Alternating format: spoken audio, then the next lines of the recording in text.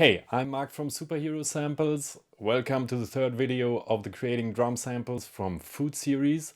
In this video, I'm going to show you how I create a kick drum from the food sounds I created in the first video. So let's do a quick recapture of the first two videos. In the first video, you could see me record sounds from food and food packaging. In the second video, you could listen to two beats I created from the sounds I recorded in the first video and a guy with a green mask. Superherosamples.com.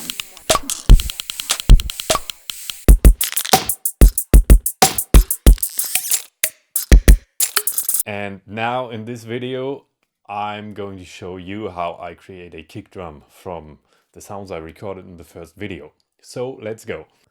Okay, first thing I had to do was to find sounds that have enough low end that they could provide me as a kick drum. The sounds I recorded didn't have a lot of low end, so I was lucky that I had some sounds that accidentally had low end, sort of noisy low end that you would remove normally in a normal recording, but here I used them to create a kick drum. So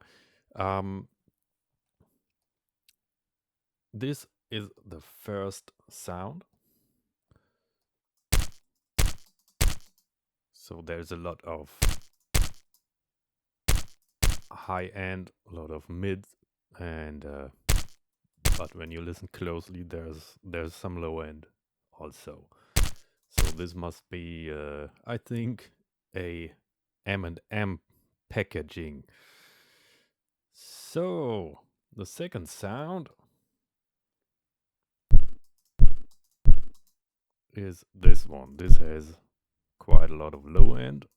I don't remember what that was, but the low end is went in there by accident, by some I don't know, by air or something. So first thing I did was to filter out a little bit of the high and mids of the first sound with a Filter Freak by Sound Toys. I added some resonance. It's quite low, so you cannot see the exact frequency, but I added quite a resonance to enhance a bit the low end, and the mix setting was not at 100% wet, so I had still some of the high end coming through. So for the second sound, I used the incredible BX Boom and added a lot of low end. So without it would be like that. So there's a huge difference. Then I recorded these two samples combined to a new track. So this would be the sound, which would be already pretty good kick drum, but still a little bit wobbly. So it's not very tight, but it's already a decent kick drum. So I recorded it to this new track, and then can see there are a lot of plugins that go in there. So first I used the SPL Transient Designer to enhance the attack and to reduce the sustain a little bit. So what we got here is, oh, it's so low, I reduced it. So for the plugins in the chain that follow after, that they don't overload. So there's a difference, right?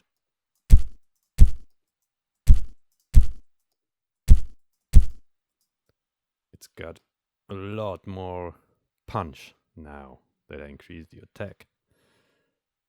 Now I added some compression with the tube tech by a soft tube tech compressor by soft tube, which I like a lot, with a rather slow attack because I didn't want to decrease the attack I just created with the Transient Designer. So the attack goes through. Then with a fast release, I enhance the body of the kick drum a little bit. So now it's like that. Before, oh, this is too low. So before it was like that. Now it's like that. Okay, next step. I want to add some overtones with the SPL twin tube processor. You can add harmonics at 2, 3, 6, and 10 kilohertz. I added at, like you see, none of the buttons is pushed. And I let the saturate, just a little bit of saturation, but just tiny amount. Didn't want to saturate it a lot. So without it, it's like that.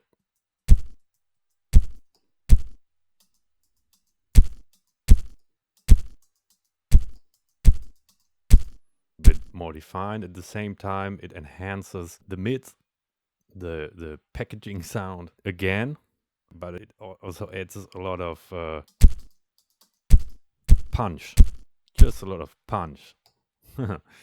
So then some EQing with the Trident A range EQ. What I did, I decreased a little bit of the height and a little bit of 250K to enhance the low end. Now it's like that. Before with the EQ. And at the end wanted to tame the low end a little bit. It's still a bit too wobbly, I think. It might be great like that, but when you add a huge bass line, then you want the kick to be a little bit narrower, so it doesn't get in the way of the bass drum, of the bass line, excuse me. So some multi-band compression with the Wave C4.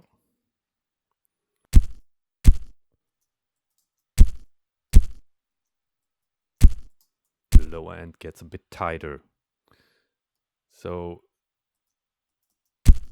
and as you can see, it's the low end that gets compressed most, also the high and the mid a little bit, so I control the packaging sound a bit more.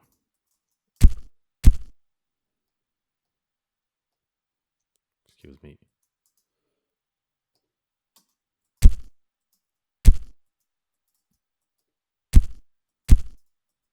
So it's only a subtle difference, but it's there. It gets a little tighter. So that's it. Yeah, that is my final kick drum.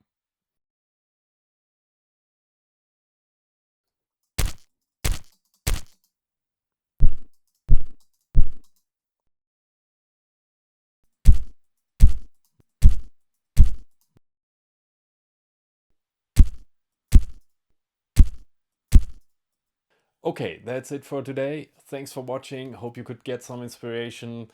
See you in the next video. I'm Mark from Superhero Samples and we create outstanding samples for outstanding beats.